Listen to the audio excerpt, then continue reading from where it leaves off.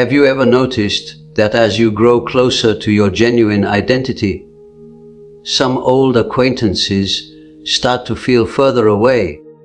Perhaps you've criticized yourself for not blending in, for losing that old spark with them, or for releasing ties that once seemed vital. But imagine if I revealed that you're not really parting ways with folks. You're actually discovering your core being. There arrives a time in existence, usually after enduring many trials, when the facade you've maintained becomes too burdensome.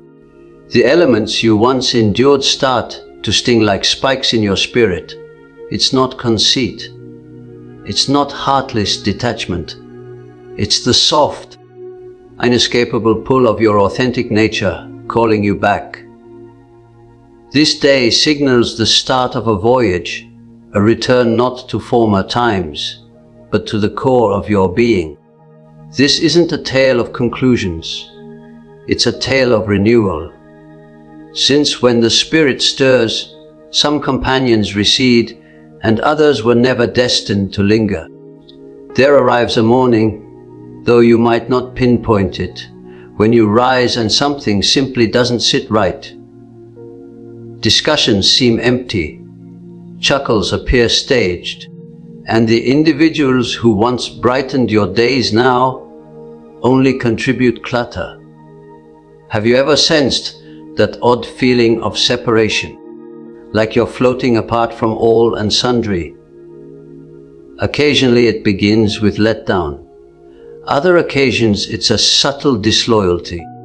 And occasionally it's merely the fatigue of faking for too long. And then, without seeking approval, something within you starts to alter. Gradually, existence begins to sweep the road forward. Individuals float off. Ties loosen. Bonds that once appeared everlasting fade softly without fuss. And you, immersed in bewilderment, begin to doubt all. Is it my fault? Am I the one falling short? Am I too intense or insufficient? Have I lost the ability to care? But beneath that soreness is a more profound reality, one you might not have noticed yet. You're not parting with folks. You're merely declining to forsake yourself anymore. You're no longer muting your thoughts to maintain harmony. No longer agreeing when your inner voice shouted no.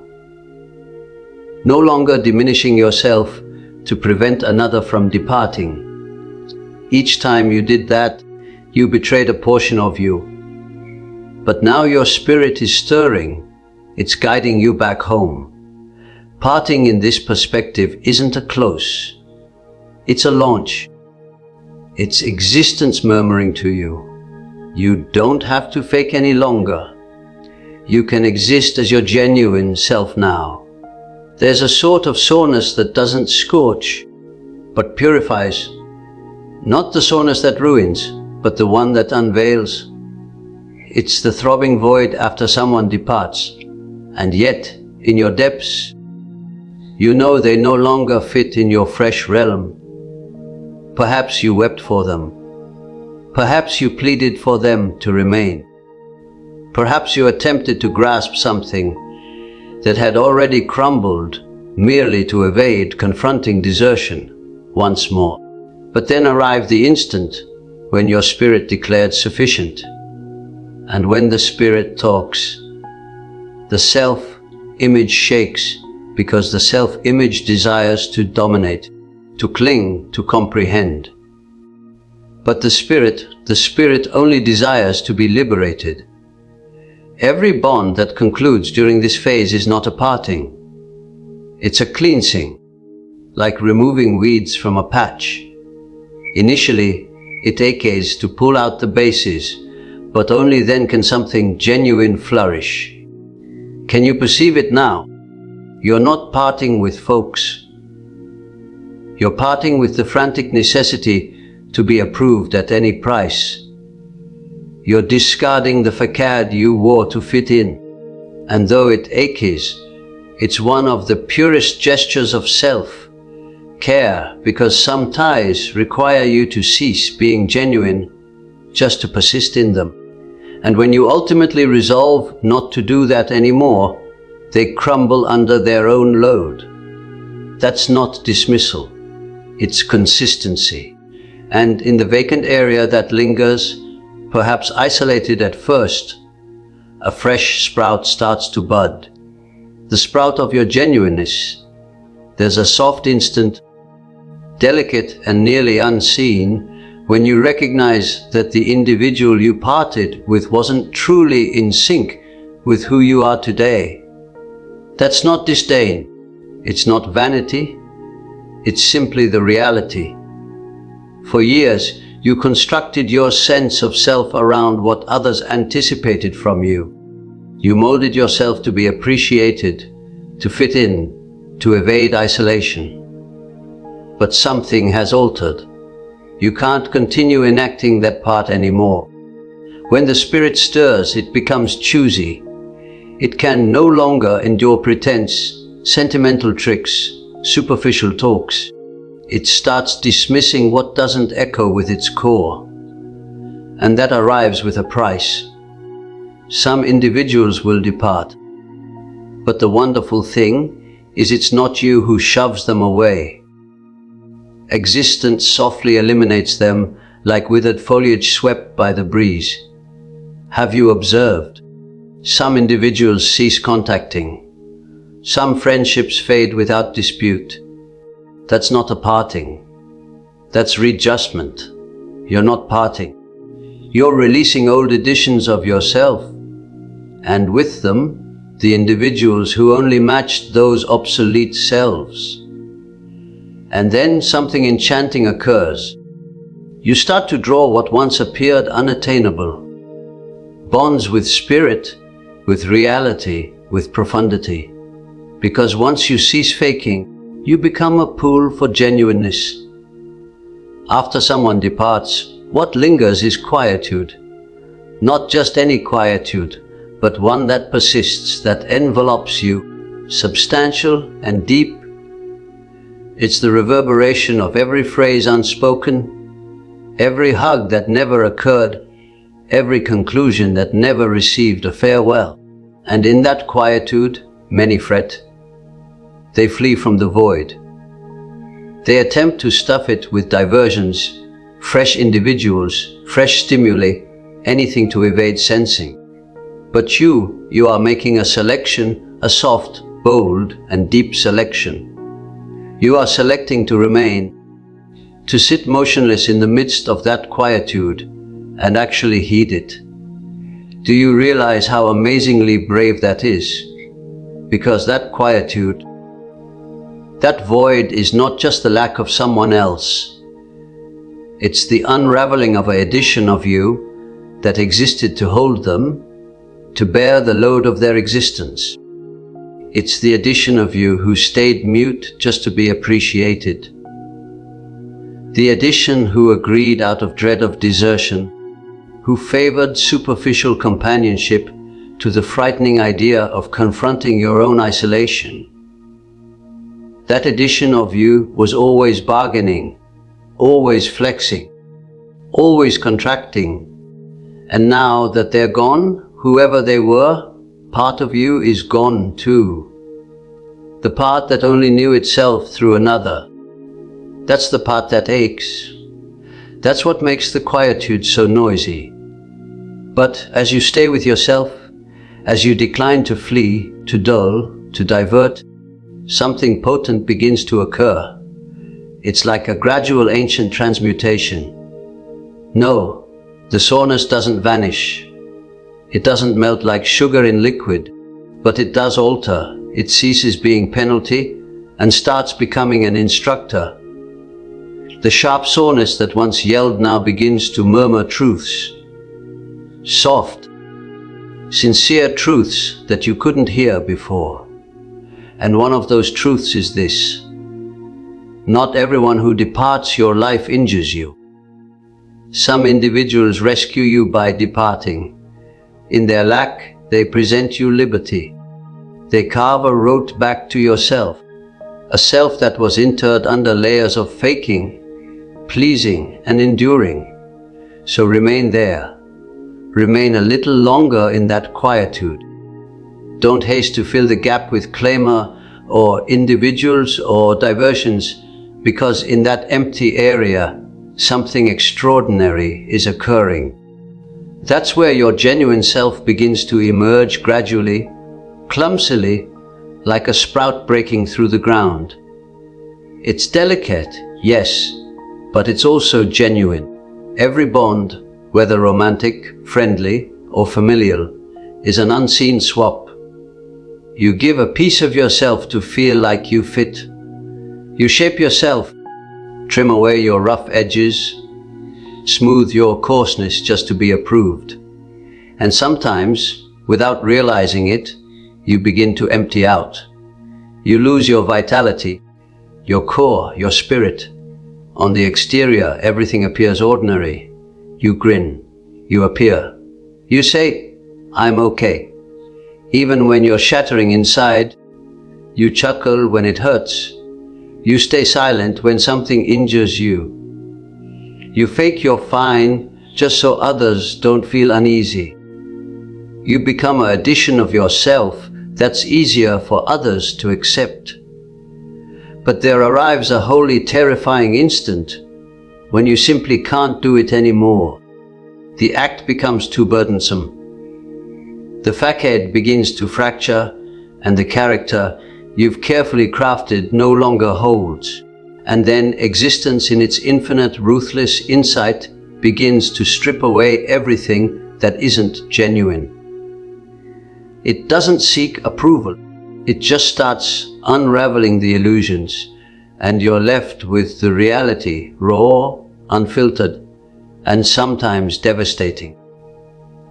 What aches the most about parting with folks isn't always the parting itself. It's the shattering of the dream you built with them. It's the recognition that they didn't care for your core. They cared for the act. They cared for the addition of you that was convenient, agreeable, useful. And that recognition cuts deep, but it also frees you. Because once the facade falls, the false begins to vanish. And with it, so do the individuals who were only drawn to the image of you. The you that made them feel comfortable, not the genuine, messy, evolving you. The ones who stayed out of convenience, routine, or what you represented, not out of true connection. And what's left? You exposed, raw, honest, but also strong, ready, finally prepared to connect with others from a place of truth instead of performance. Jung once said, "The character is a system of adaptation to the world, but individuation begins when we stop being what others expect. And this is the beginning of that voyage, the route of reality, the route of bonds without facades, the route of care without the sacrifice of your spirit. At first, everything that breaks feels like a catastrophe. A bond, a friendship, a tie you thought would endure forever. It all shatters, and you stand there surrounded by the wreckage, wondering if you can survive the weight of it all. But let me tell you something from the deepest part of my heart. No breakage comes without a revelation. What falls apart, what disintegrates shows you what can no longer hold. And that, my friend, is not failure. It's clarity, a painful kind of clarity, but clarity nonetheless. Have you ever felt like you gave everything? Your time, your care, your energy, and still it wasn't enough, that you emptied yourself trying to fill someone else? And in the end, all you were left with was your own quietude. That wasn't weakness. That wasn't foolishness. That was your spirit whispering, "This isn't where you belong." Even if your self-image couldn't understand it, your spirit knew. Some cares only enter our lives to illuminate the wounds we haven't healed. Every person who leaves takes with them a chapter of your story. But they also leave behind a mirror, a reflection of who you were, what you gave, and what it's time to release. And in that strange sacred place of parting, something unexpected happens. You discover your strength. Not the kind of strength that roars, but the kind that breathes. The kind that's been sleeping inside you, waiting for the moment you touched rock bottom and realized you were still alive. Existence doesn't take things from you just to punish you. It frees you from what no longer serves your growth. Nobody tells you this, but being your genuine self, really being yourself, is deeply uncomfortable at first. It's not immediate freedom. It's not bliss or light. It's fear. It's disorientation. It's like walking barefoot across unfamiliar terrain, every step uncertain and strange. Because when you stop pleasing, people disappear. When you start speaking your reality, some take offense. And when you choose your peace over keeping up appearances, others will call you selfish. Sound familiar? That is when the real test begins. Are you truly willing to stay with yourself, even if it means walking alone for a while? Do you have the courage to hold your reality, even when no one is clapping? Even when the applause falls silent and the world turns its back? Being yourself isn't just about genuineness. It's an act of bravery. It's about daring to disappoint expectations, to break unspoken agreements, to stop living someone else's story and begin writing your own. It's a rebellion against everything you were told you had to be in order to be accepted. And yes, it will hurt at first. The quietude will be heavy. The absence will sting. And the isolation will echo. But slowly, something begins to emerge from that quietude. A peace that doesn't depend on another person. A joy that isn't loud, but bubbles up gently from within. A feeling of being at home, even when no one else is there. Carl Jung once said, "The privilege of a lifetime is to become who you truly are." And that privilege begins the moment you stop performing. The moment you finally choose to be you. There's a kind of isolation that isn't punishment. It's medicine. Isolation that doesn't crush you, but restores you. That doesn't abandon you, but returns you to yourself. When you've parted with people, let go of bonds that once defined you. You arrive at a quiet space where everything seems to pause. Most people run from that place. They sprint toward noise, distraction, the familiar, and the shallow. But you chose to stay. You watching this right now made the brave decision to remain. And that, dear heart, is what courage looks like. In that isolation, the reconstruction begins. You begin to see yourself without filters, to hear yourself without noise, to touch parts of you that you had buried under companionship and validation. And in that sacred quietude, you realize something important. Many of your past bonds were nothing more than a shelter to avoid facing yourself. They were diversions disguised as connections, attempts to avoid looking inward. But when there's no one left to please, no one to care for, no one to blame, you begin to discover who you are, without roles, without dependencies, without disguises. It's uncomfortable, it's raw, but it's also revealing. Because in that fertile stillness, the voice of your spirit begins to rise. And slowly, What once felt like emptiness transforms into something sacred. You are no longer alone. You are with yourself.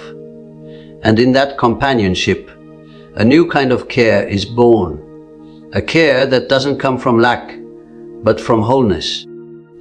Not every ending is a failure. Some doors close quietly without a bang, without drama, without explanation.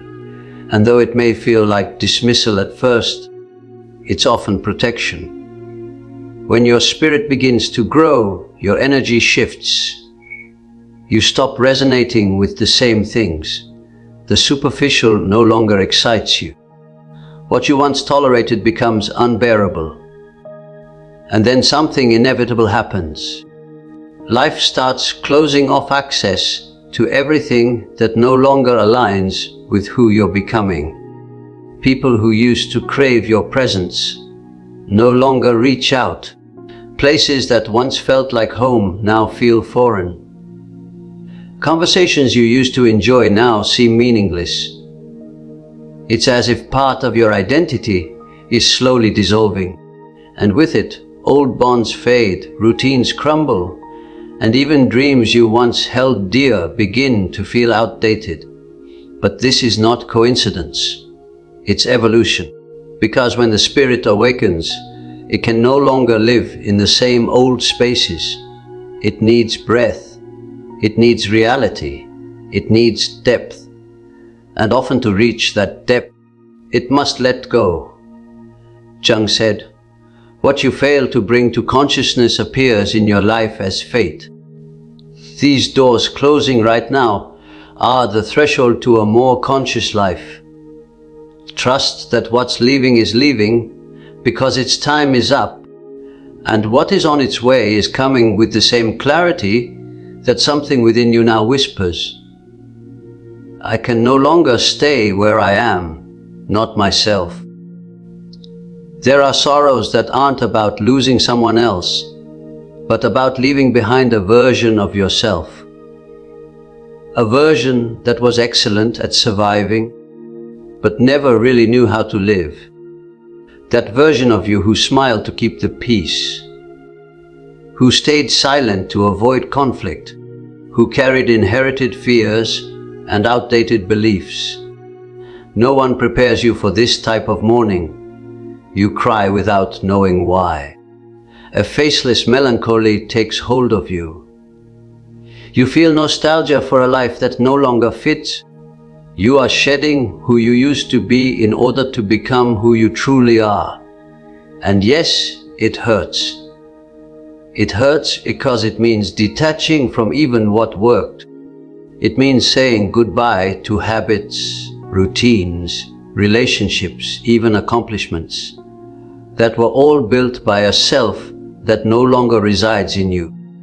Does any of this sound familiar? Maybe you've been quieter lately, more selective with your energy, more introspective. That's not depression. That's not disconnection. That's your spirit rearranging itself. That's your deep self recalibrating everything to align with your inner reality. And in the middle of what seems like chaos, something sacred is happening. You're finding your way back to yourself. Carl Jung said, "The meeting of two personalities is like the contact of two chemical substances. If there is any reaction, both are transformed. The same applies when you finally meet yourself. So don't be afraid if you feel like you're no longer who you once were. This isn't parting, it's renewal. The birth of your most genuine self. When everything falls apart, when people walk away, when quietude covers everything, that's when the shadow appears, not to frighten you, but to be seen, not to punish you, but to show you what's always been there, waiting for your attention.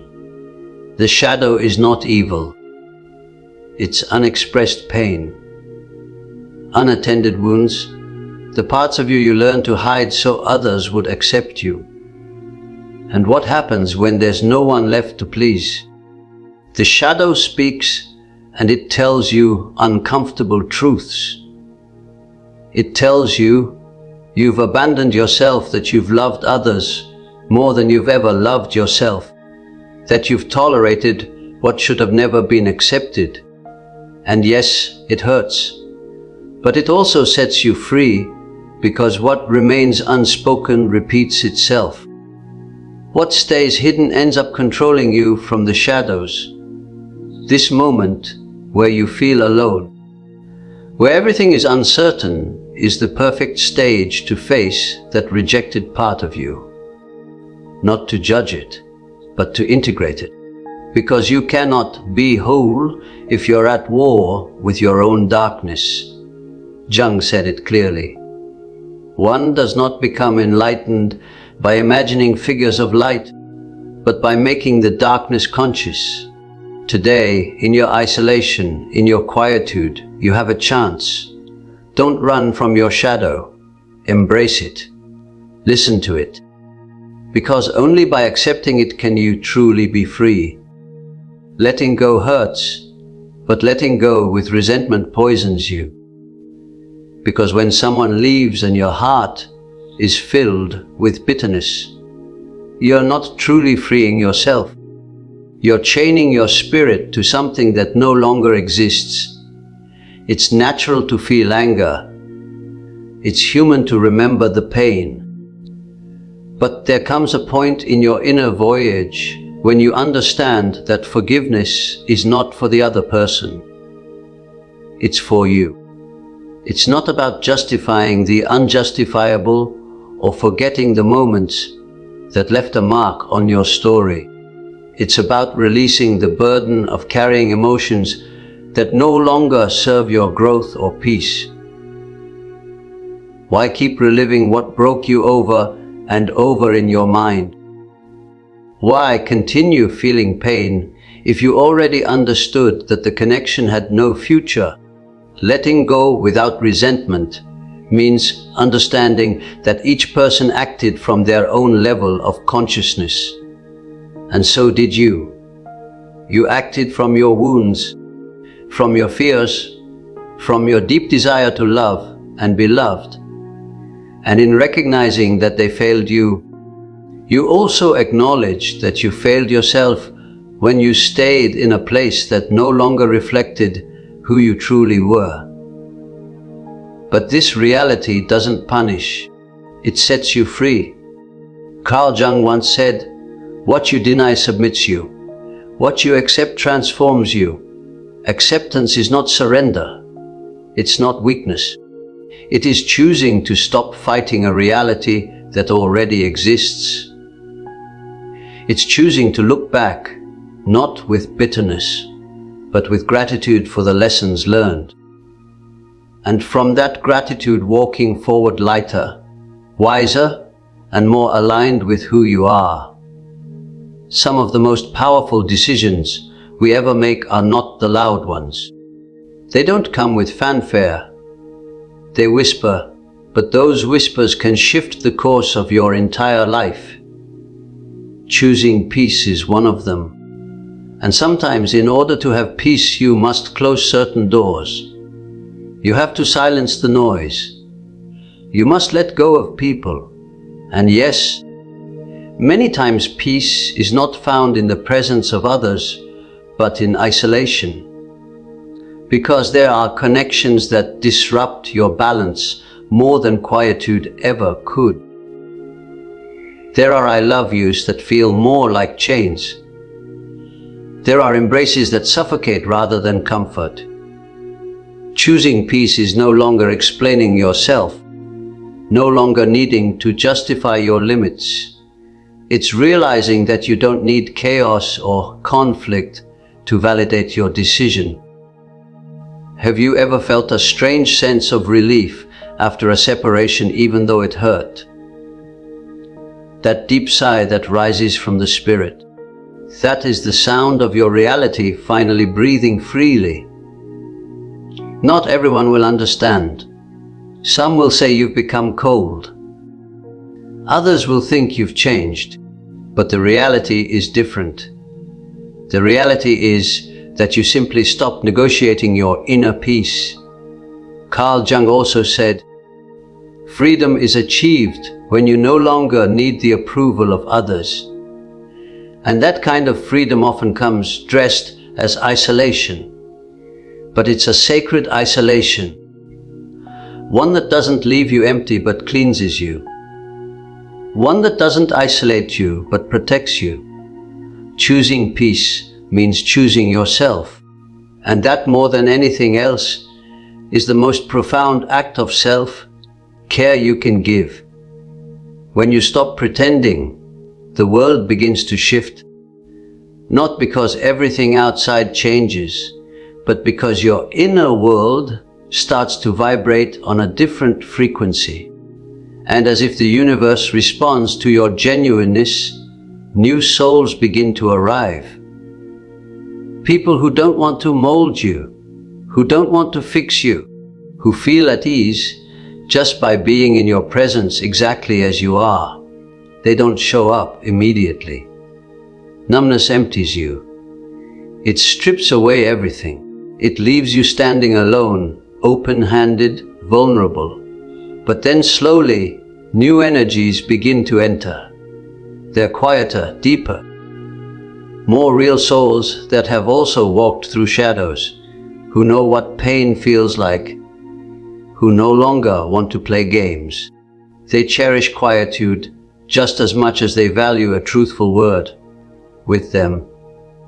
You don't have to impress anyone. You don't need masks. Your presence is enough. Your essence is enough.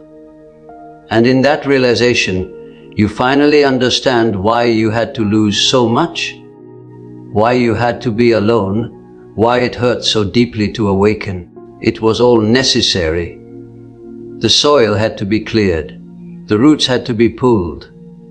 The pain had to be felt, so that new relationships could bloom. Not perfect ones, but conscious ones, not eternal but real. Carl Jung expressed it with profound wisdom. Find the people who make you feel like you can be yourself without effort. Those people are your true home. Your genuineness is like a lighthouse. It doesn't chase, it simply shines. And sooner or later, it draws in those who are walking toward the same kind of light. Now, as you look back from where you are today, you might realize something powerful. It wasn't a loss. It was a liberation. You didn't lose people. You lost an old version of yourself, the version that stayed quiet out of fear, the one that settled for emotional crumbs, the one that begged for love disguised as attention, affection, or companionship. That version of you no longer exists. And with it, many people had to leave too. And that's okay, because you are no longer who you once were. Today, you live in a body that is more aware, more awake, a heart that has become more discerning, more protective of its energy, a spirit that finally understands it deserves deep, healthy connections, relationships rooted in reality, in quietude that doesn't feel heavy, in presence that doesn't demand masks, a spirit that craves glances free of judgment. Today, you no longer cling to what hurts just because you're afraid of being alone. You now understand that isolation can be a companion, not a punishment. You've learned that letting go of those who never truly saw you isn't abandonment. It's self-worth. It's self-recognition. And from this inner reality, you can finally say with peace in your heart, I'm not losing people. I'm returning to myself. Carl Jung once said, a life not lived is a disease from which one can die. And you've chosen to live. You've chosen to awaken. You've chosen to be. And that right there is the greatest gift you could ever give yourself, to be you. Not a version shaped by others' expectations. not a self edited to be accepted, but your raw, real, honest self. Even if that means starting again with fewer people, but with more spirit. So ask yourself, did you really lose people, or did you finally let go of what no longer aligned with your reality? Who were you when they loved you? And more importantly, who are you now that you've chosen to love yourself? Take a moment. Close your eyes. Just breathe. Feel the space inside you that used to be crowded with fear, with anxiety, with the desperate need to be seen or loved. Feel it now. Feel how that space, even if it aches, is filled with air, with clarity, with spirit. Maybe this message touched something deep within you. Maybe you saw yourself in more than one sentence. If you did, then let me remind you of this. You are not alone. There are thousands of souls out there quietly waking up just like you, choosing peace over performance, healing their roots, reclaiming their dignity, and together, even in quietude, we are rising. If this message reached you at a difficult time in your life, if it resonated with you when everything seemed uncertain or overwhelming, I invite you from the bottom of my heart to consider supporting us with a super like. It may seem like a small gesture, but it has the power to sustain this space, this channel that strives every day to reach more souls, to create content that doesn't just inform or entertain, but truly connects.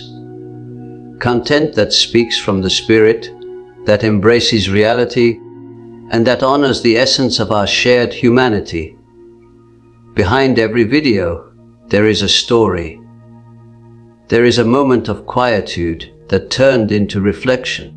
A moment of pain that became light. A wound that began to heal simply because someone felt seen, heard, and understood. That is what we try to do here. We don't just publish words or images.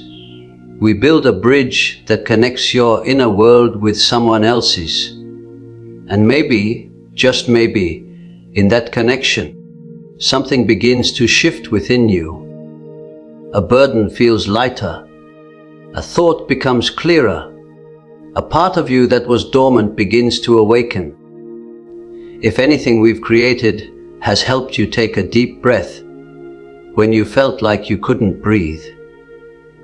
If our words have guided you as you faced your own darkness. If this channel has served as a beacon during your emotional storms, then please remember that your support means more than you can imagine. It allows us to continue walking alongside you and countless others on their voyage home toward their truest and most genuine selves. And if you haven't yet, I encourage you to subscribe. Be part of this community that believes in healing, reality, and transformation. We're not here by chance. We're all part of this collective awakening. Each of us walks our own path, learning to let go of what no longer serves us, daring to be who we truly are despite the noise, fear, and doubt. In the comments, I invite you to share. What have you released on your own voyage to your true self? What old story, fear, or identity did you leave behind to make way for the person you are becoming? Your words could be just what someone else needs to read today. We heal in community. We grow when we witness each other's reality. We remember who we are when someone dares to share who they are. Thank you for being here. Thank you for choosing this moment, for opening your heart, for walking this path with us. Carl Jung, one of the greatest explorers of the human psyche, left us a profound message, one that echoes in the hidden corridors of our unconscious mind. until you make the unconscious conscious, it will direct your life, and you will call it fate. This truth doesn't just speak to the mysteries of the mind. It touches the very essence of our emotional lives, especially in the realm of care and bonds. This teaching becomes a beacon of insight because the way we care, the way we connect with others is not random. It's not luck or misfortune. It's not simply that we fall for someone by chance. The truth is far more intimate and confronting. Our bonds are mirrors. What we experience in care is in many ways the purest reflection of what lies within us. When care feels shallow, repetitive, or painful, it is rarely a coincidence. It's often a symptom, a sign that we are deeply disconnected from ourselves.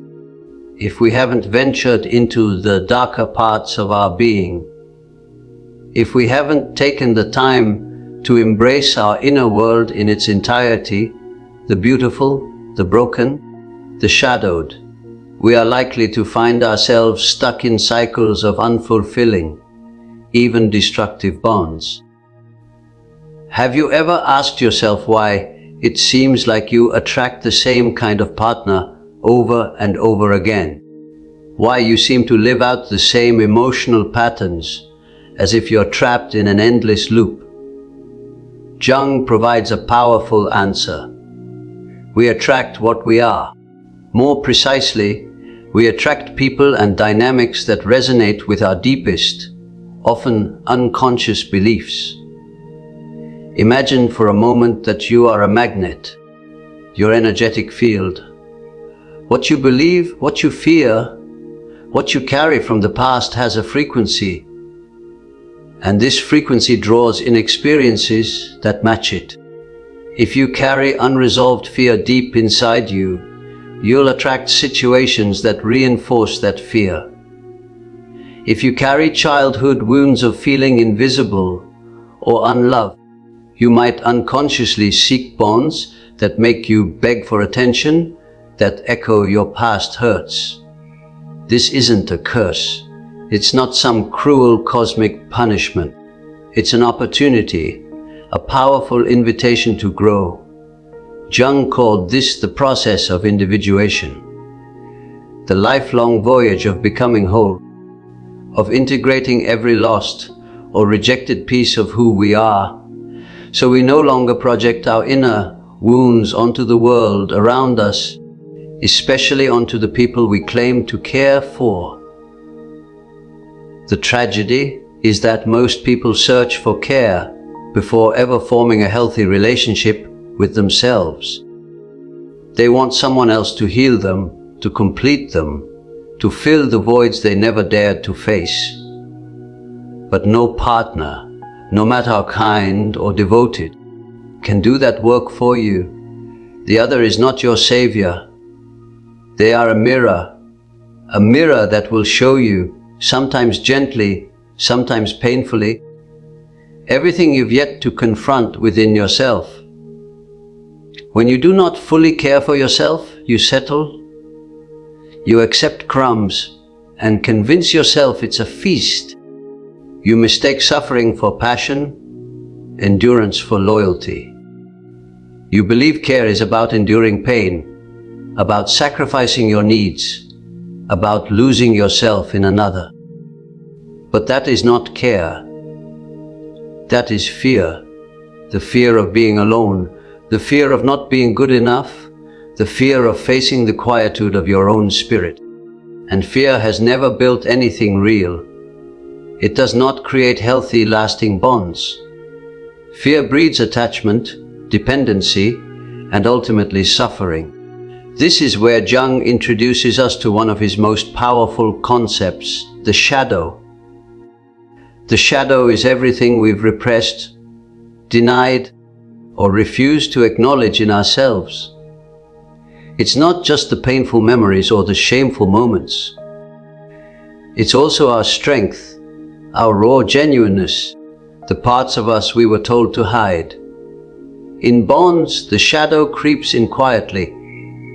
It shows up in our jealousy, in our constant need to argue or control, in our patterns of submission or silence. When we don't integrate our shadow, we end up projecting it onto the person we care for. We blame them for our unhappiness. We put them on a pedestal, then tear them down when they disappoint us. But what we see in them is often just a reflection of our own fragmented self. So if you want to stop living out mediocre care stories, if you want to experience a care that's deep, conscious, and transformative, you have to do what most people avoid. Look inward. Ask yourself the hard questions. Explore your history. Face your wounds. Examine your fears.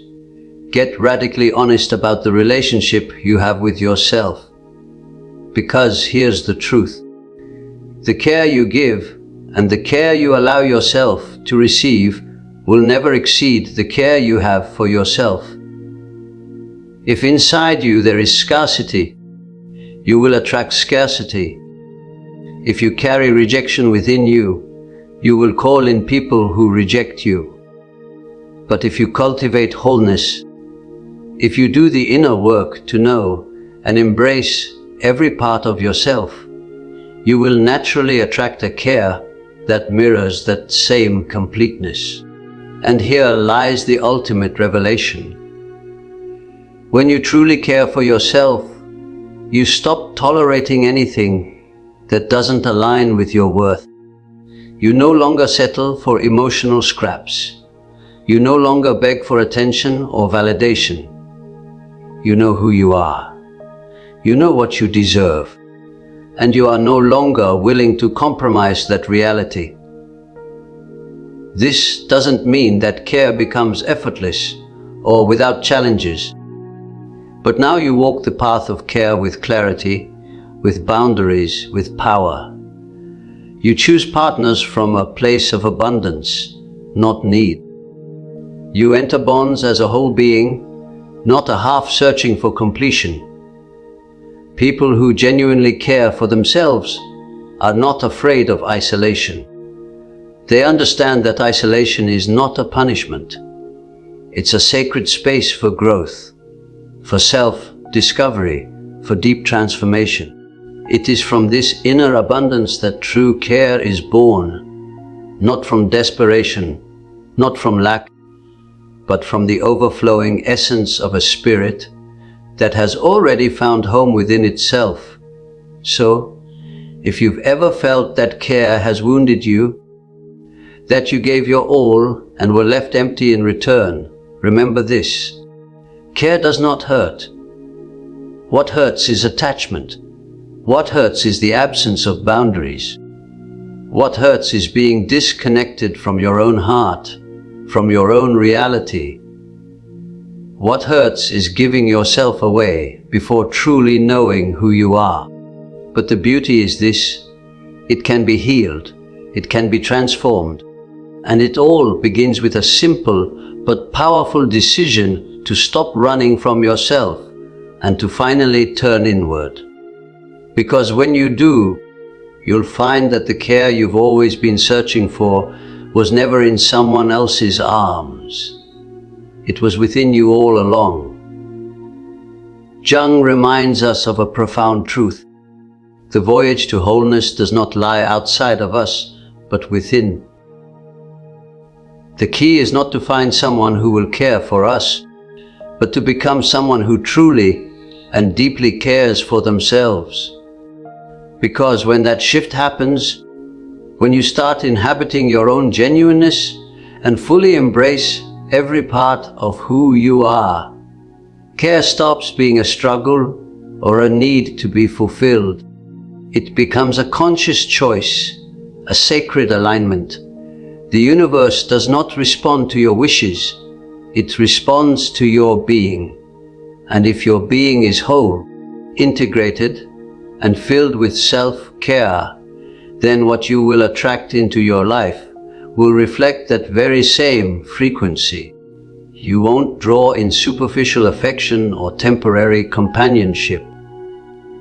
You'll magnetize a care that is real, one that doesn't wear masks, doesn't play games, and is free of mediocrity. A care that is deep, transformative, and rooted in reality.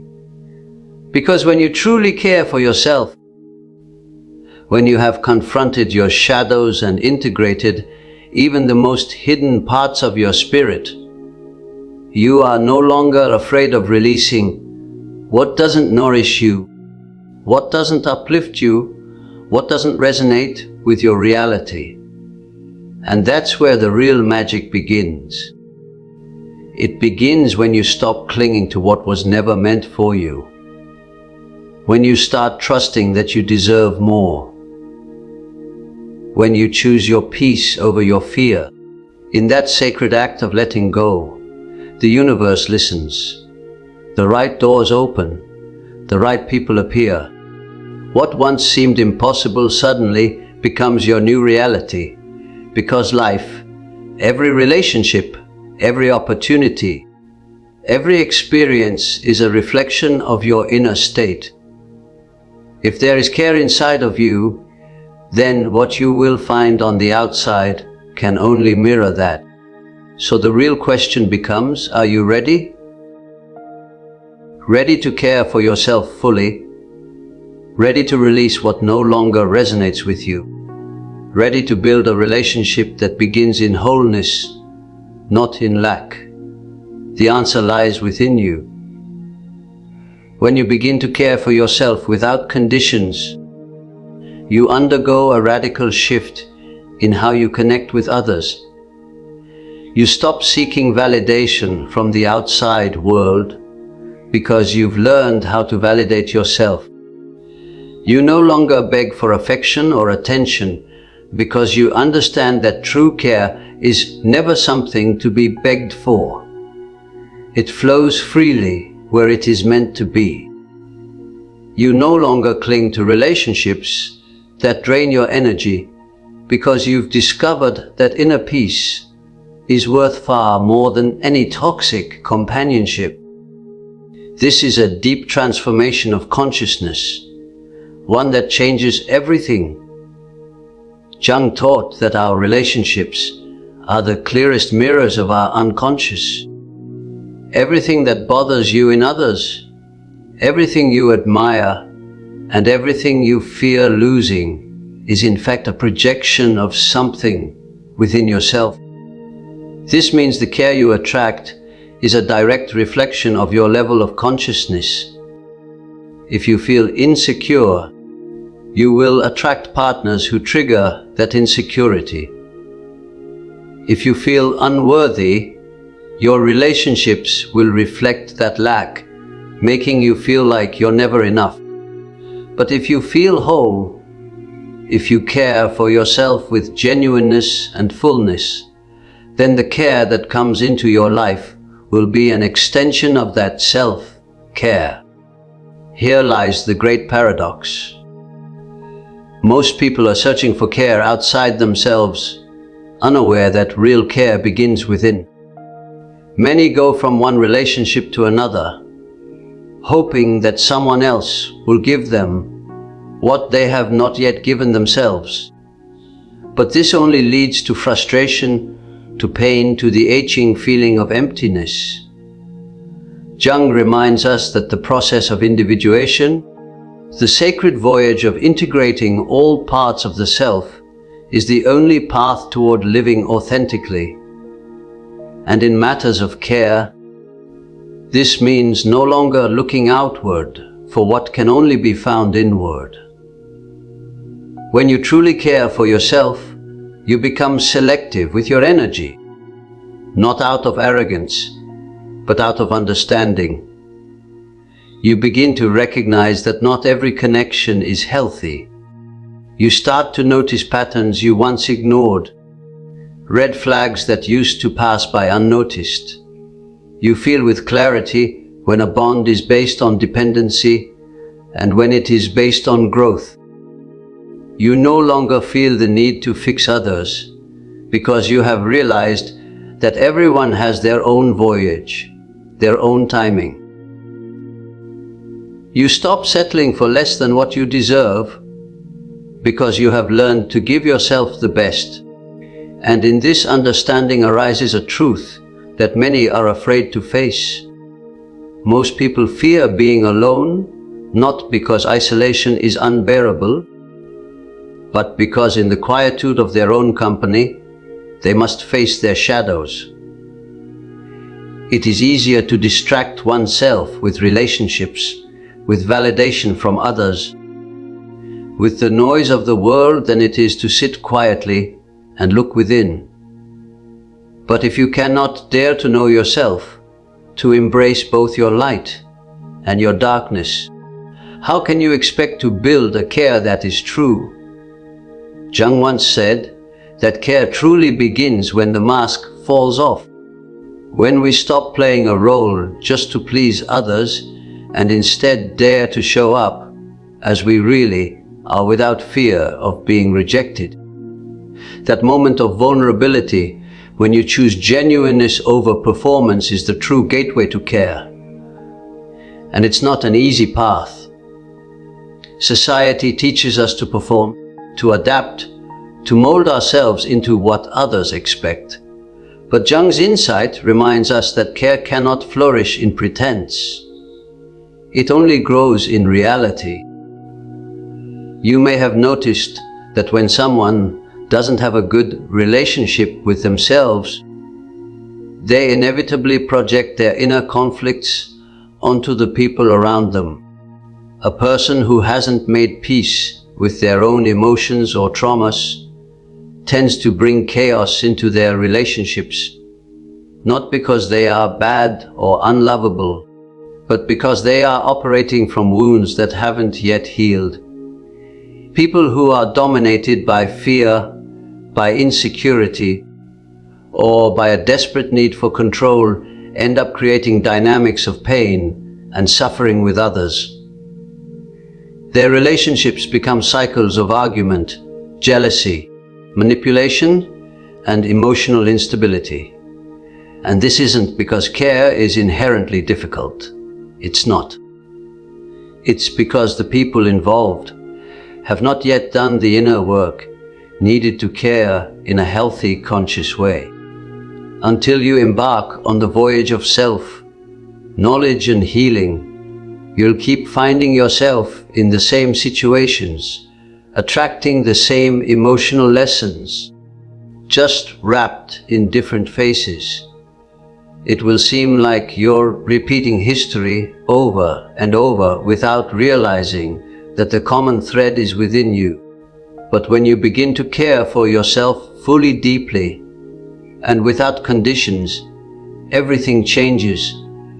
You not only transform the way you relate to yourself, but also the quality of the connections you build with others. Because healthy care isn't a battlefield.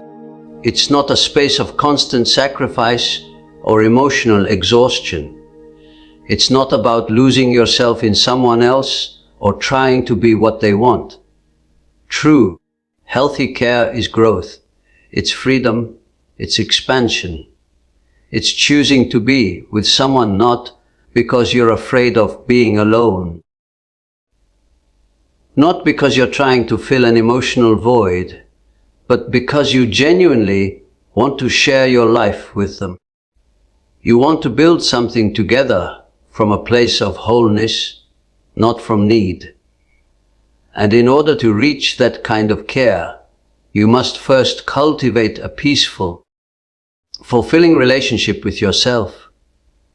You have to be able to enjoy your own company and feel at ease in your own presence. You have to learn how to meet your own needs, to value yourself, to respect yourself, to choose yourself. Jung said that most people aren't truly aware of their own consciousness.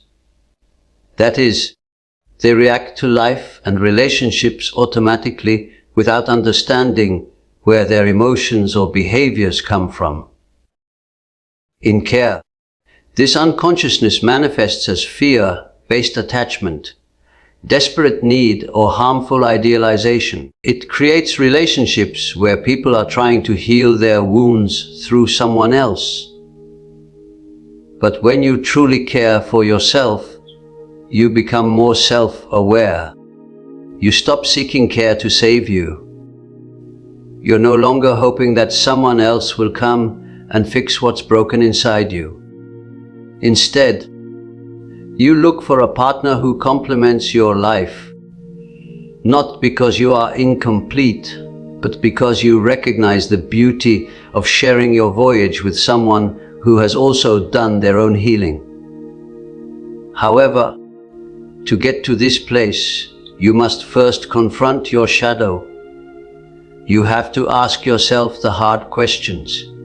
Why have I accepted less than I deserve? What do I really believe about care? About relationships? About what it means to be with someone? Because many of those beliefs aren't even yours. You inherited them from your family, from society, from past experiences that left emotional scars. If you don't examine and challenge these beliefs, you'll keep reliving the same emotional patterns. You'll find yourself in relationships that feel familiar but unfulfilling, because deep down you're repeating the same story, just with different characters. But when you begin to care for yourself completely, something incredible happens. You stop looking outward for validation, for approval, for care. You realize that everything you were seeking in others already exists within you. You no longer need someone to tell you you're worthy, because you know it. You no longer need to be chosen, because you choose yourself every single day. And that kind of inner security changes everything. It changes how you walk through the world. It changes the way you speak, the way you set boundaries, the way you care. You no longer operate from scarcity, but from abundance. You stop seeking approval and start radiating genuineness. And when you are vibrating at that level of genuineness, you naturally attract people who have also done the inner work. People who care for themselves, who won't drain your energy, who will support your growth. That's why the key to avoiding mediocre care isn't about finding the right person. It's about becoming the right person. It's not about fixing others. It's about healing the relationship you have with yourself. Because ultimately, your experience of care is just a mirror reflecting who you are and how you perceive yourself. When you truly care for yourself, when you've embraced your shadow, when you've let go of the need to be rescued, care stops being a power struggle. It becomes a deep spirit-level connection. It becomes a gift, not a burden. It no longer feels like a battle or a never-ending sacrifice. Care becomes simple, nourishing, expansive. But for that to happen, you must first learn how to care for yourself in that same way. If you've been settling for relationships that don't fulfill you, if you've believed that care always comes with pain, or that you'll never find the right person, I want you to remember this. The care you're searching for is already within you. You don't have to chase it. You don't have to earn it. You just have to awaken it. And when you do, everything changes. Because when you care for yourself completely, when you truly see, value, and respect yourself, you stop accepting anything that isn't aligned with your reality. And that's when you begin to attract the kind of care you always deserved. But the first step is yours to take. Are you ready to care for yourself fully? Are you willing to face your shadows, to leave behind mediocre care, and open your heart to a relationship that reflects your highest self. The choice is yours. When you care for yourself completely, you not only change the way you relate to others, you change the way you experience life itself. You stop seeing care as a desperate need, and you start seeing it as a conscious choice. You're no longer in a rush to find someone, because you understand that the most important connection is the one you have with your own essence. You're not looking to be completed by someone else, because you've discovered that you are already whole. Those who haven't done this inner work tend to cling to relationships that bring them suffering. They stay where they are not valued. They settle for less than they deserve. They excuse behavior they know. Deep down, they shouldn't tolerate. But that doesn't happen by accident. Carl Jung would explain that many of the patterns we unconsciously repeat in our relationships stem from the way we've been programmed to perceive care, not as something abundant and fulfilling, but as something scarce and conditional. From a young age, many of us have been conditioned to equate care with suffering, with sacrifice, and with the need to earn affection rather than simply receive it. This distorted perspective doesn't come from a place of wholeness, but from a deep-rooted lack, specifically a lack of self-care. When self-care is absent, we become vulnerable. We start accepting crumbs of affection, mistaking them for genuine connection. And in many cases, our own mind tricks us into believing that the pain we experience in relationships is normal. We begin to associate care with struggle, with longing, with the idea that real care always hurts. But the truth is, what actually hurts is the disconnection we feel from our own essence. The real suffering comes not from caring for another, but from abandoning ourselves in the process. Care in its truest form was never meant to be about sacrificing ourselves for someone who doesn't value us. It's not about losing our identity in another person in a desperate attempt to keep a relationship afloat. According to Jungian psychology, what we're really doing in such cases is projecting an unhealed wound onto our partner. Often this wound originates in childhood. Perhaps we didn't feel cared for enough, or maybe we grew up in homes where affection was conditional, inconsistent, or entirely absent. And so, without even realizing it, we go on a subconscious quest to find the care we never received. In that search, we might cling to people who reflect the same dysfunctions we witnessed growing up. We recreate familiar dynamics, not because they're healthy, but because they're known.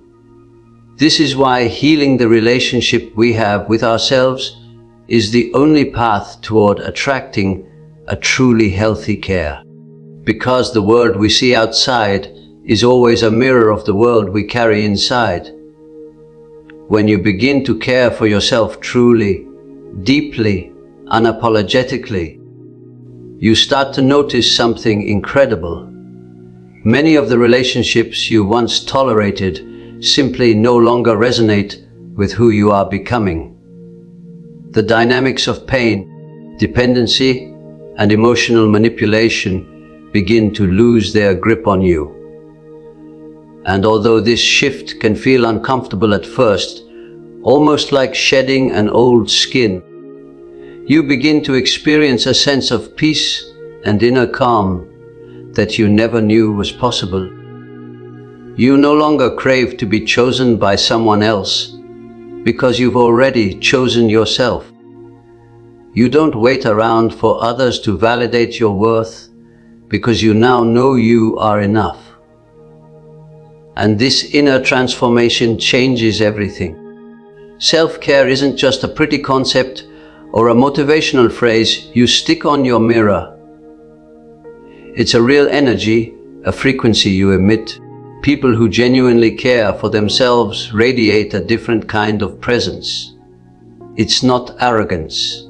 It's not superiority. It's quiet confidence. It's inner security. It's the serenity of knowing you don't have to chase, cling, or prove yourself, because what is meant for you will find its way to you effortlessly and in divine timing. It's the trust in being okay with isolation, because your own company no longer feels like a void, but a sanctuary. It's the strength to say no to what doesn't nourish your spirit, because you finally realized you deserve more. And when you carry this kind of energy, your entire reality shifts. People see you differently. Opportunities align more organically, and the relationships you attract are more genuine, more respectful, and more aligned with your true self. When you respect yourself, others will reflect that respect back to you. When you value yourself, others will value you too. When you choose yourself first, life starts placing people in your path who will also choose you. Not out of need, not out of fear of being alone, but from a place of genuine, wholehearted care. But this level of transformation doesn't come without effort. It requires courage. It demands radical honesty. You have to look at yourself and recognize all the times you settled for less than you deserved. You have to admit when you accepted mistreatment because you feared being alone. And then, most importantly, you have to decide to make a different choice. It means walking away from relationships that drain you even when it hurts. It means setting boundaries even if others don't understand or accept them. It means no longer justifying the unjustifiable and putting yourself first without guilt. Not because you don't care about others, but because you finally care enough about yourself. This voyage is not easy. Jung described the path to individuation, the process of becoming your true, genuine self, as a difficult but necessary awakening. It forces us to face the parts of ourselves we've hidden, rejected, or suppressed for years. But it is precisely in that confrontation that the true transformation takes place. It is there in the fire of self-awareness that we stop being fragmented versions of ourselves and become whole. And from that place of wholeness, care takes on an entirely new meaning. It is no longer about filling a void or completing something that feels broken. Care becomes an extension of the fullness already present within you.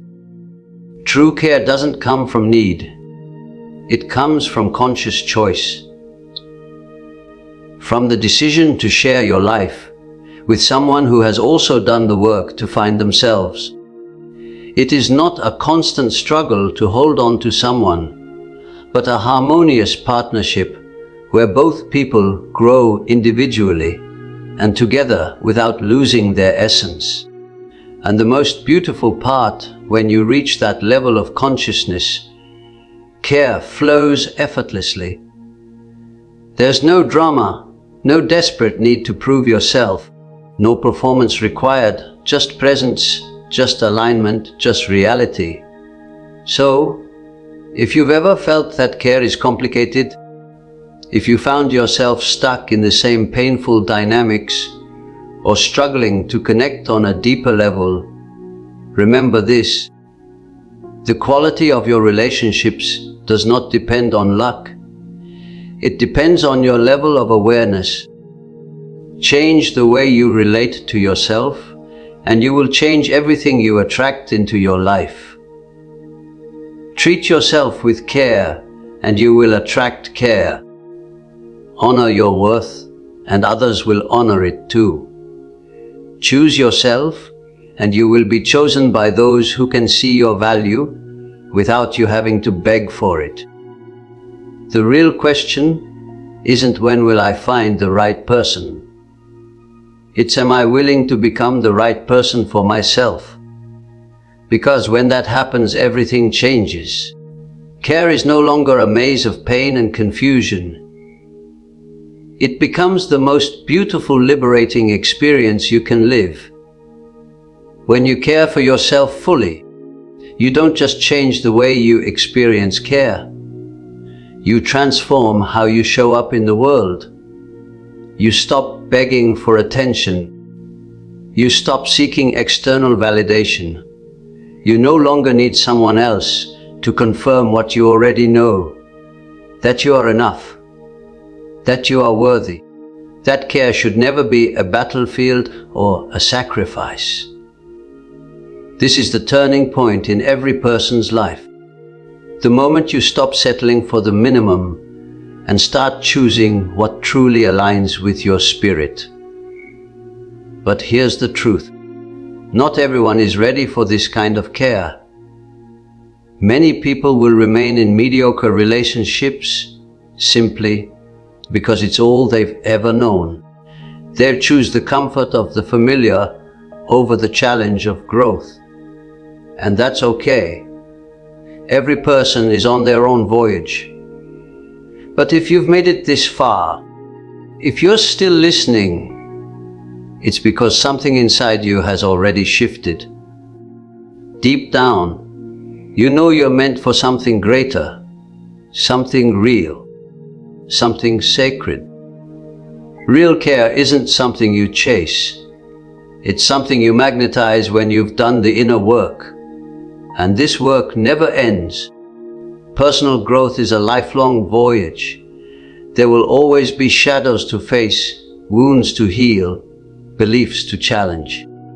But every step you take toward your reality is a step toward a fuller, freer, more aligned life. You don't need to change anyone. You don't need to convince anyone to care for you. You just need to be fully, unapologetically yourself, without fear, without masks, without settling. Now it's your turn to decide. Will you keep repeating the same patterns, hoping that someone else will change? Or will you choose to change from within and become the person who is truly ready to live a deep, healthy, conscious care? It's not about luck. It's not about fate. It's about energy. It's about raising your vibration, expanding your self-awareness, and cultivating a care for yourself so profound that the care you experience becomes a direct reflection of all that inner work. If this message resonated with you, if you believe it could help someone else, share it. There are so many people still trapped in relationships that harm them. So many who still think care is meant to hurt. They don't know there's another way to live it. And maybe this is the message they've been waiting for. The message that finally wakes them up and gives them the courage to take that first step toward real change. So leave a comment. Tell me what part of this message touched your heart the most. What are you ready to do differently in your life? And don't forget to subscribe and hit the bell so you never miss the next message. Every time you interact, when you like, comment, or share, you help this message reach more people. You help more hearts awaken, more lives transform. Because every single person deserves a care that expands them, a care that nourishes them, a care that never asks them to betray who they truly are. Remember, the care you're searching for is already inside you. And when you truly discover it, when you fully embrace it, The care that shows up in your life is simply a reflection of all that you've already become. See you in the next video. There are moments in life when the spirit crosses a threshold, an invisible point of no return, where nothing remains the same. It's not a loud or dramatic shift, but a silent, irreversible transformation that changes everything. This crossing marks the beginning of a new path, one that is rich with awareness and a profound awakening. To recognize that you've crossed that threshold is an act of courage and reality, because it means accepting that your life has changed forever. The first sign appears when you realize you can no longer live the way you used to. The old habits, beliefs, and patterns that once held you together begin to lose their meaning. As Carl Jung would say, this moment is part of the process of individuation. The moment when the spirit begins to separate from the shadows of the past and emerge into its true essence. You no longer feel satisfied with superficial answers or surface-level experiences. That internal discomfort, that feeling that something is missing, is the first real indication that you've crossed the threshold. It's a deep inner calling that resonates in every fiber of your being. You start to feel disillusioned with what once gave you comfort, as if the structures that once provided safety now feel like cages. The spiritual threshold you've crossed begins to push you toward a life of deeper meaning and genuineness, even if it means walking into the unknown. This transformation isn't just mental, it's vibrational. Your energy no longer aligns with the things that used to feel normal. A space opens up within you, inviting you to let go of what no longer serves your growth and expansion. Carl Jung emphasized that separating from the shadow is essential to the birth of the true self. And although that process can be painful, it's also liberating and necessary. You begin to notice that what used to matter now holds less weight, and new values start rising from within you. Values that are more aligned with your spirit's essence. It often feels like a symbolic death and rebirth. Something old must die so that something new and more genuine can be born. Once you've crossed this irreversible threshold, every step forward becomes an opportunity to grow, to learn, to evolve. There's no turning back because your spirit has awakened to a new level of consciousness. The search for reality is no longer a luxury. It's a necessity. It becomes the compass that guides your every decision and movement. This inability to return to who you once were becomes a kind of anchor, keeping you grounded in your transformation. Each day, the old structures of identity begin to crumble, and in their place a more genuine and aligned self begins to emerge. Yes, it's unsettling to break away from the familiar. But that's the sacred cost of attaining inner freedom. This shift penetrates not only your thoughts, but your body, your heart, and your spirit. Your body senses the change as a different vibration, a higher frequency that starts rejecting anything that no longer aligns with your evolution. Your heart begins to open to more meaningful experiences, and your spirit awakens to a wisdom that transcends logic and language. This integration is the true marker of a crossed spiritual threshold. What makes this crossing irreversible is that your spirit has expanded, and that expansion cannot be undone. Processes have been activated within you that work on both conscious and unconscious levels, forever altering the way you perceive yourself and the world. Even when challenges arise, you're no longer willing to look away from the inner calling that guides your path. Your choices now reflect a deep alignment with values that were once buried or suppressed. Life begins to reveal itself with greater clarity. And although the road ahead is uncertain, there's a quiet confidence inside you that sustains each step. There's a growing certainty that this voyage is not only real, it's necessary. The threshold you crossed is a portal into a fuller, more meaningful life. This awakening transforms everything, including your relationships and surroundings. What once resonated begins to fade, and in its place, new, more genuine connections emerge. Your energy changes. It becomes more refined, more radiant, and it attracts people and experiences that mirror this new version of you. The threshold is not just an internal experience. It begins to reshape your outer reality. What follows is a continuous invitation to dive deeper into self-awareness, to keep peeling away layers, and to discover the essential reality that has always lived inside you. It becomes a voyage of continuous integration, where both shadow and light coexist in harmony. This balance allows your spirit to shine in its full brilliance. You begin living a life where every moment is intentional, where presence is sacred, and where your connection to universal wisdom is renewed. You've crossed a point of no return, and in that surrender lies the beauty and power of your spiritual awakening. That irreversible crossing marks the beginning of a deep metamorphosis, one that reshapes every cell in your being.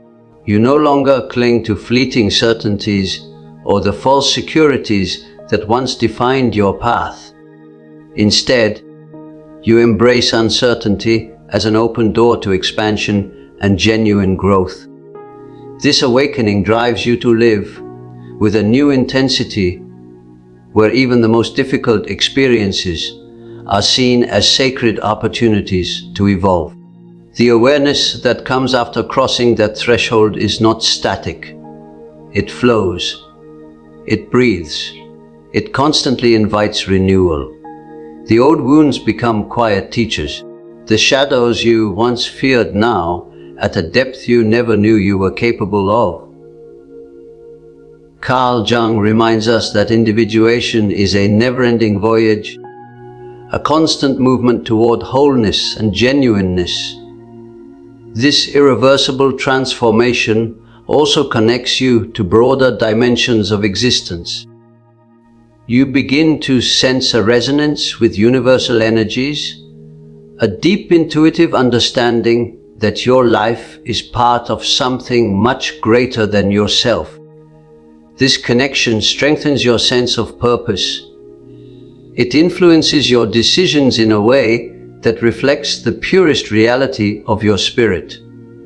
In this new state, patience and self-compassion become essential. You understand that your voyage is deeply personal and that every step, no matter how unsure or lonely it may feel, is valuable. Trust in the process sustains you. You know, the threshold was never a barrier. It was a doorway to a more conscious life. Yes, this point of no return is in fact a new beginning. A beginning where genuineness, inner wisdom, and light unite to guide every movement, every thought, every breath. You've entered a sacred space where transformation is no longer optional. It's inevitable. And in that inevitability lies your true freedom. The second sign is when you begin to feel a much deeper connection with your intuition, and with it a growing clarity in the decisions you make. It's not that the external world has become less chaotic, but rather your inner world has begun to radiate a wisdom that surpasses confusion. You no longer doubt yourself as much as you once did, because a quiet, unwavering voice within you starts to guide your choices with conviction, like the echo of an ancient reality rising from the core of your being. Carl Jung understood this as a crucial part of the individuation process, that sacred voyage toward becoming your true whole self. It's when the unconscious begins to reveal its wisdom in your waking life, gently pointing you toward alignment and meaning. You feel this guidance not in grand revelations, but in the subtleties, in the calm certainty that washes over you before making a difficult decision. In the way your body relaxes when you choose what feels right, even if it defies logic.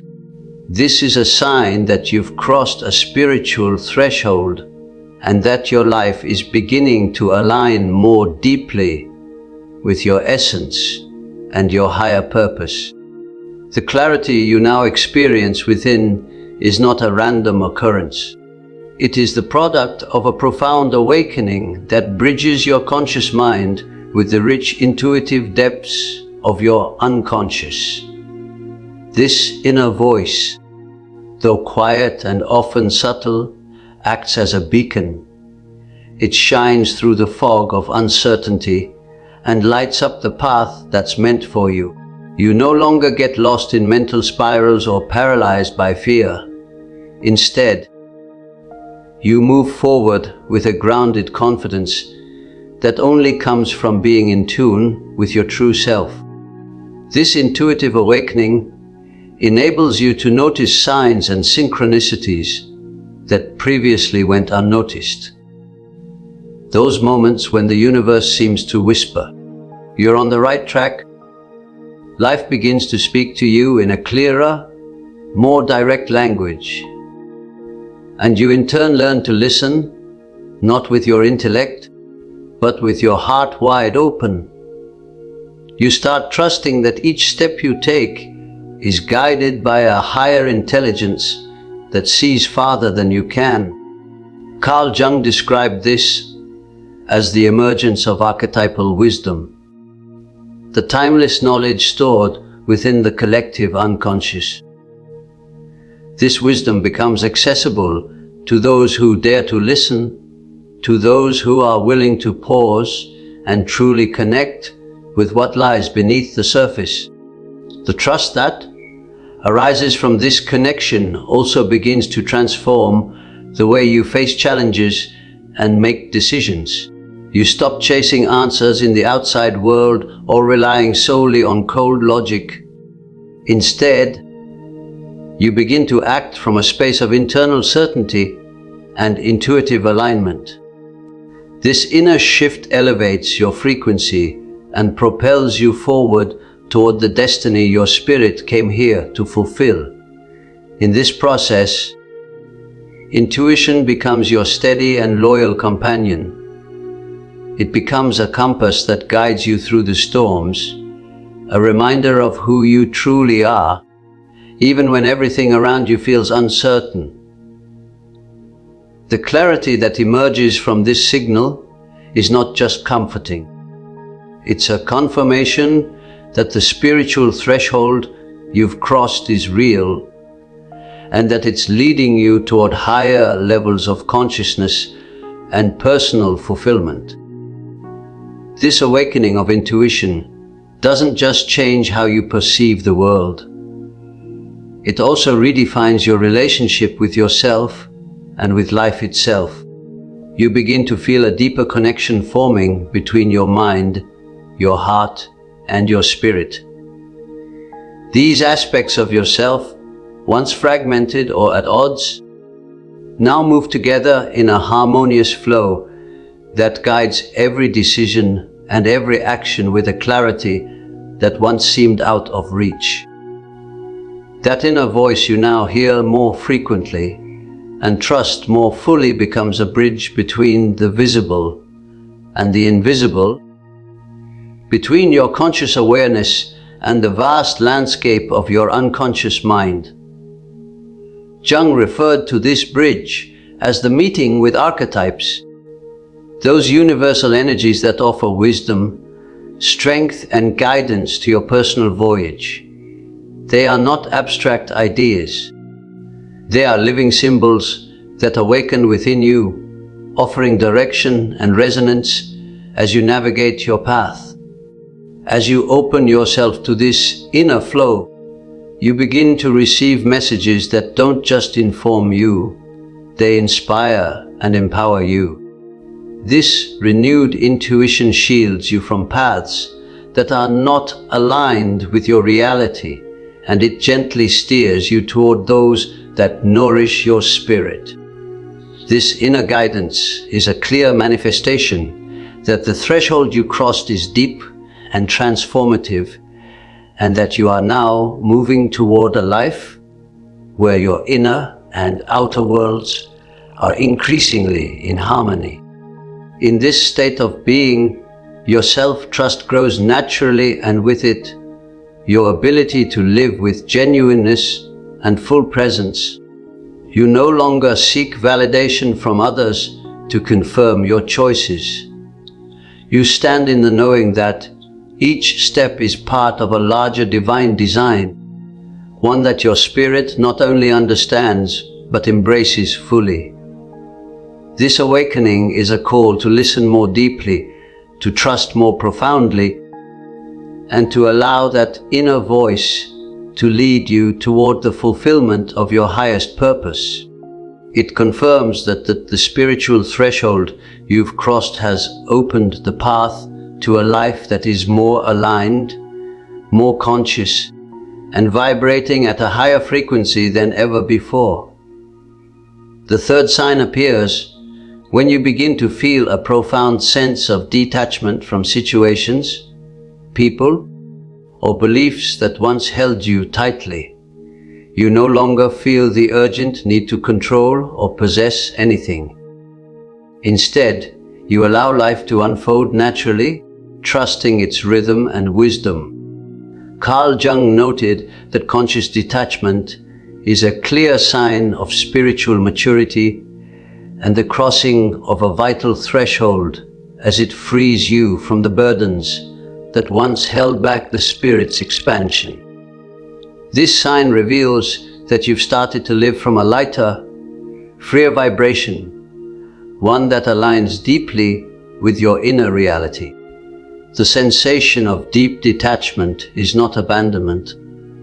It is a conscious act of release that redefines how you relate to the world and to yourself. You no longer feel trapped by the compulsion to control every part of your life or to cling to people, ideas, or circumstances that no longer resonate with your essence. Instead, you let everything flow in its own time and space, trusting that the universe moves in your favor, even through uncertainty. This detachment is not indifference, but rather a mature, conscious form of care that recognizes the impermanence of all things. Carl Jung taught that by releasing attachment, we make room for genuine inner freedom, allowing energy to expand and consciousness to rise. This liberation is a powerful sign that you've crossed an irreversible spiritual threshold. Living from this space of detachment allows you to observe life with greater clarity and serenity, no longer trapped by intense emotions or rigid expectations. The lightness that comes from letting go connects you with a higher vibration, a frequency where the spirit is free to dance in wholeness and joy. This new state also reshapes your relationships and life experiences. You begin to attract more genuine connections and circumstances that reflect your elevated frequency. The energy you emit is no longer tinted by fear or anxiety, but infused with deep trust in the natural flow of life. Thus, conscious detachment becomes a clear sign that you've crossed that spiritual threshold. A decisive step into a life more true, more free, and in harmony with your highest purpose. It becomes a sacred gift you give yourself to walk into the future your spirit longs for with power and lightness.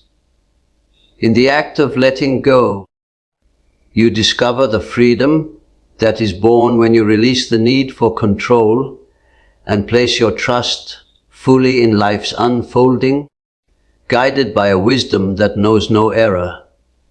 This transformation doesn't happen overnight.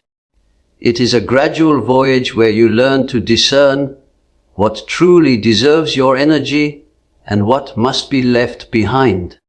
Carl Jung reminds us that this conscious detachment is a sign of profound spiritual growth, an invitation to live with an open mind and a light heart. It's the ability to flow with natural cycles, understanding that every ending creates the space for a new beginning. Practicing this detachment, you become less reactive and more observant.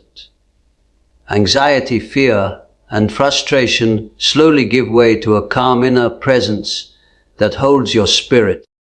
This peace no longer depends on external conditions. It's rooted in an inner vibration that reflects your connection to your essential reality.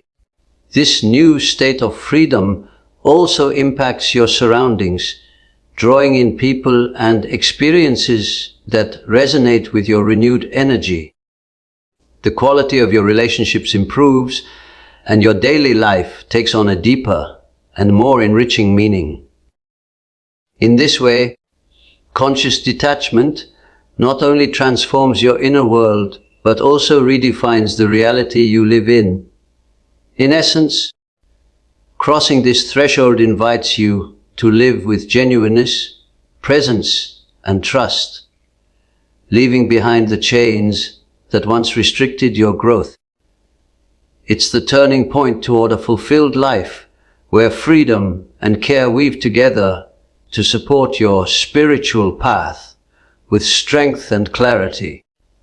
By releasing the need to control or cling, you make space for new energies, opportunities, and people to enter those aligned with your most genuine self. This act is a powerful declaration of trust in divine flow, a recognition that everything arrives at the perfect time for your evolution. The transformation that comes with this detachment doesn't just affect your external world. It reshapes your relationship with yourself. You no longer judge yourself for what was or what you once thought you needed. Instead, you accept yourself fully in each phase of your voyage with compassion and wisdom. Carl Jung emphasized the importance of this acceptance in the process of individuation, the voyage of becoming whole. This new way of being free from rigid attachments allows you to live with deeper presence and mindful attention. Each moment becomes precious experience through genuineness and openness. The energy you radiate becomes magnetic and coherent, drawing toward you experiences that mirror your inner growth and nourish your ongoing evolution. The fourth sign appears when your perception of time and reality begins to shift in profound ways. You no longer see life as a straight line or a sequence of isolated events, but rather as a living tapestry where past, present, and future are intricately woven into an eternal now. This expansion of awareness is a clear indication that you've crossed an irreversible spiritual threshold. Carl Jung referred to this transformation as part of the luminous experience, where perception opens up to wider and more meaningful dimensions. It means your spirit has begun to inhabit a deeper reality, full of symbols and invisible connections that once went unnoticed. This transformation in how you perceive time and reality is like waking up in a new universe, where everything is interconnected, where each moment reflects infinity, and every experience holds layered meaning. Time no longer feels like a limiting chain, but a dynamic flow in which past, present, and future are entangled in an eternal dance that sustains your very being. This expansion of consciousness allows you to see life from a broader, deeper perspective, where ordinary events reveal themselves as sacred symbols speaking directly to your spirit. It's an awakening to the hidden magic in the everyday, to the presence of an invisible order that quietly guides and holds everything in place. Jung described this encounter with the luminous as a sacred presence that touches the depths of the psyche and existence. This new way of perceiving reality also transforms how you relate to time. You no longer feel the pressure of imposed deadlines or the urge to rush through processes that require their own sacred rhythm. Instead, you begin to align with the natural cycles of your spirit, honoring the sacred time each phase of your life needs to fully unfold. This is a sign that you've crossed a threshold into a more conscious life, where every moment is lived with intention and full presence. Your spirit starts to recognize the unseen threads that connect you with all that exists. And this awareness guides you toward a more integrated and harmonious existence. The intertwining of time and reality you now experience invites you to trust life's unfolding, to accept that every experience has a purpose and a rightful place in the sacred fabric of your path.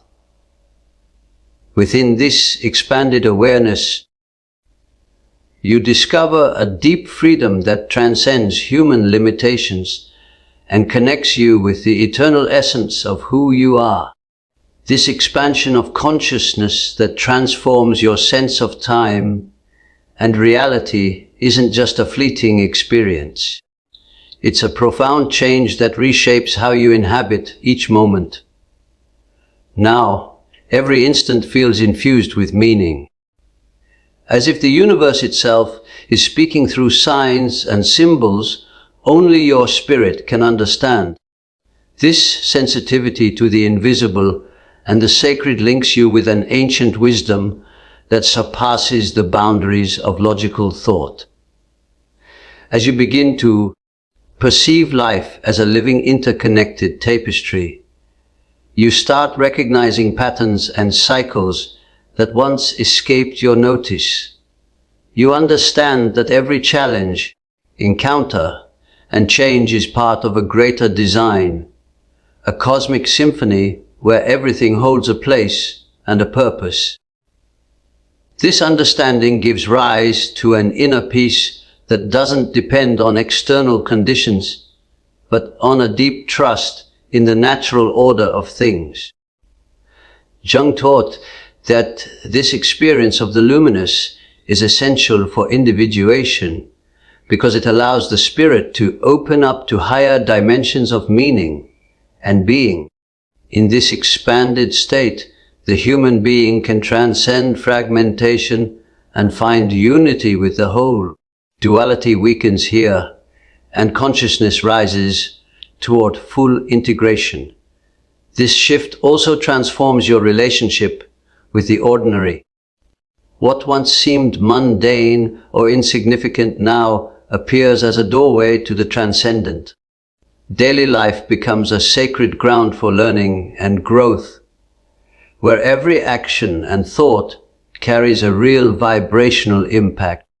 Living in this space of sacred time and expanded reality allows you to flow with greater grace and wisdom, responding to life from a place of deep presence and genuineness. You've crossed a threshold that invites you to live not just with the mind, but with a heart and spirit fully awake, embracing the wonder and mystery of existence in every moment. This new way of inhabiting time and reality generates a vibrational shift that can be felt in every cell of your being. You don't just perceive life more deeply. Your entire presence becomes more genuine and powerful.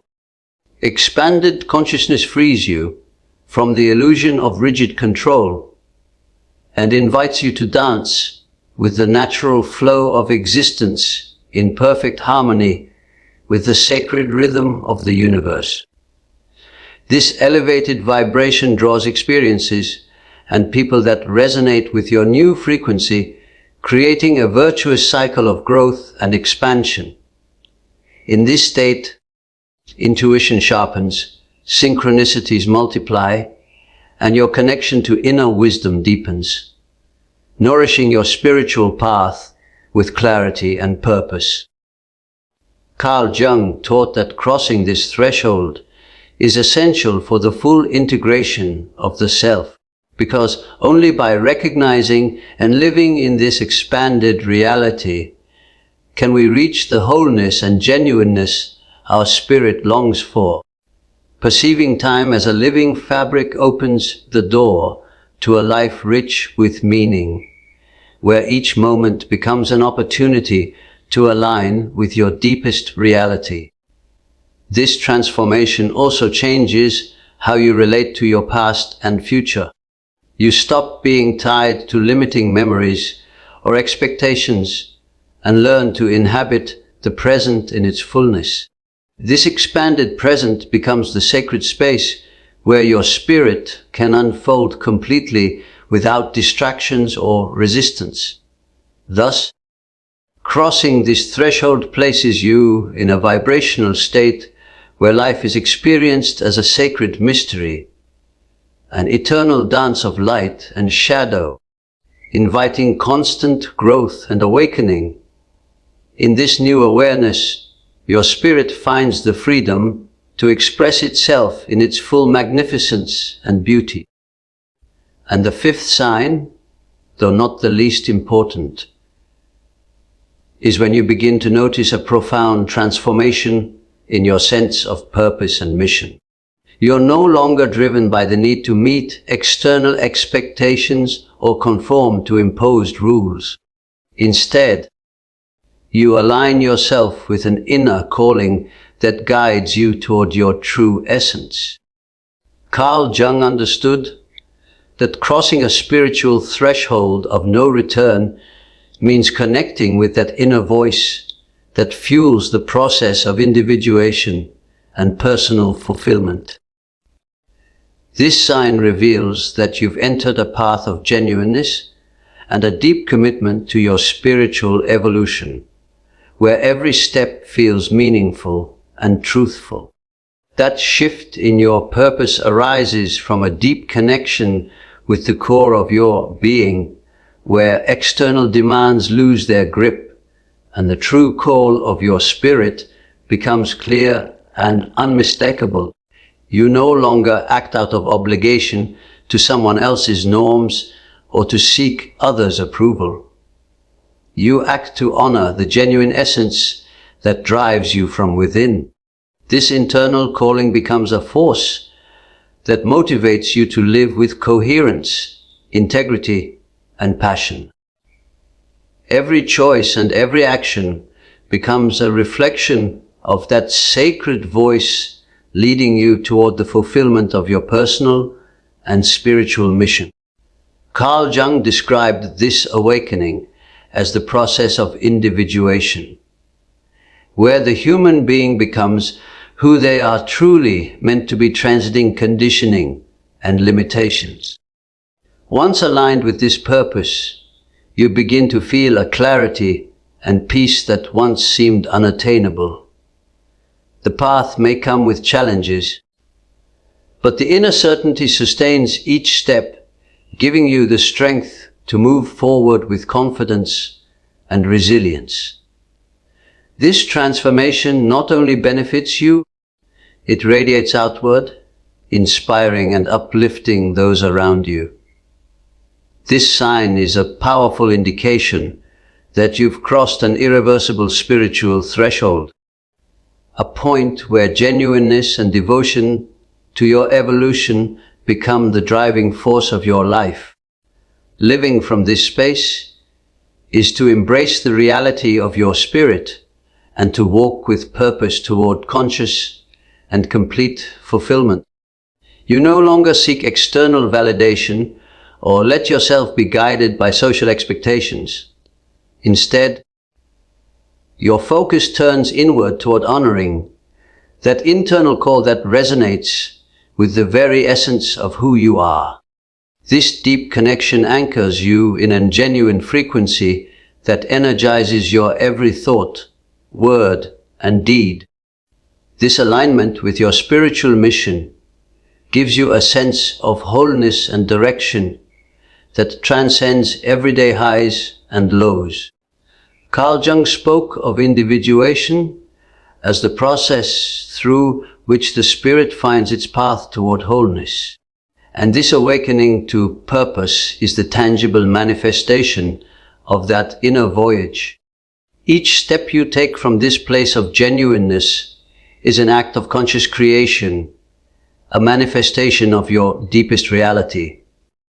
At this stage, decisions are no longer based on fear or uncertainty, but on the trust and clarity that emerge from your center. Life begins to feel more fluid and meaningful, and even if challenges arise, you are certain that each experience brings you closer to the full realization of your essence. This transformation also impacts those around you, creating a resonant effect that inspires others to seek and live from their own purpose. In this way, crossing that irreversible spiritual threshold not only redefines your personal destiny, it contributes to the collective awakening and the weaving of a higher consciousness. In the genuineness of this new purpose, you find the strength to live with integrity, passion, and love, honoring both the light and shadow within you, and walking with courage toward the destiny your spirit has always chosen. You've journeyed with me through a deep path, crossing that irreversible spiritual threshold that transforms the very essence of your being. Recognizing these signs is to embrace your reality, to accept the strength that arises from integration, clarity, detachment, expansion, and true purpose. This awakening marks the beginning of a fulfilling life where every step resonates with the vibration of your spirit. Allow yourself to move forward with courage, knowing that you've crossed a point of no return that leads you toward realization and profound genuineness. Your inner light is invincible, and your path is unique and sacred. If this resonated with you, don't leave as if it were just another video. This channel isn't for those just looking for pretty words. It's for those who are ready to bury their weaker, conditioned, and domesticated selves and walk straight into transformation. Subscribe if you're one of those souls. Turn on the notification bell so you don't miss any messages that can shake you up, awaken you, and free you. And if you want to leave your mark, leave this quote in the comments. Silence is my armor. Consciousness is my sword. That way I'll know you stayed until the end. That you're not just anyone. That you belong here. Carl Jung discovered that true self. Care is not about standing in front of a mirror and repeating affirmations, trying to convince yourself that you are enough. Real self-care is born in the moments when you face your shadow. Those hidden parts of yourself that you've buried deep because of fear, fear of judgment, fear of being rejected. Since childhood, we've been conditioned to conceal anything that might make us seem less acceptable. If you were ever told you were too emotional, too intense, or not enough, you likely learned to suppress those parts of yourself. You began to hide your reality, believing it was the only way to be loved or accepted. And yet those wounds don't simply vanish. They linger, silently shaping the way we relate to others. Jung taught that we attract what we haven't yet healed. So if deep down you feel unworthy of love, you will unconsciously gravitate towards people who mirror that belief back to you. Not because the universe is cruel or punishing you, but because your subconscious is trying to guide you toward what still needs healing. It's as if life is handing you a mirror again and again, showing you the parts of yourself you've been avoiding. That's why so many people find themselves trapped in repetitive cycles, going from one relationship to the next, always hoping for something new, only to end up in the same place with the same pain, wearing a different face. One of the most painful patterns is when we try to find in others what we're not giving to ourselves. We wait for someone to come along and make us feel worthy, to validate us, to love us unconditionally. But here's the truth. No one can give you what you are not yet willing to give yourself. The love you receive from the outside world will always be a reflection of the love you carry within. And when you finally start to love yourself in a real profound way, something shifts. You no longer feel the need to prove your worth to others because you know who you are. You stop begging for affection because you realize that your love isn't something to be bargained for. It's something sacred, something to be shared with those who truly deserve it. At that point, your energy changes. And with that shift, the people who show up in your life begin to change too. Some people who once felt essential may start to drift away. At first, that might feel like a loss, like you're being abandoned. But in truth, it's a cleansing. You're clearing space for people who align with your new vibration. Those who see you, who uplift you, who match your frequency. Relationships no longer come from a place of need, but from conscious choice.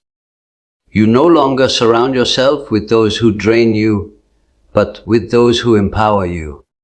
Still, this process isn't easy. There will be moments when fear creeps in, when you question everything. Did I make the right choice? Was it worth it? And then there's the silence, the loneliness that arrives like a test. But it's in that silence where the real encounter happens. The one with yourself.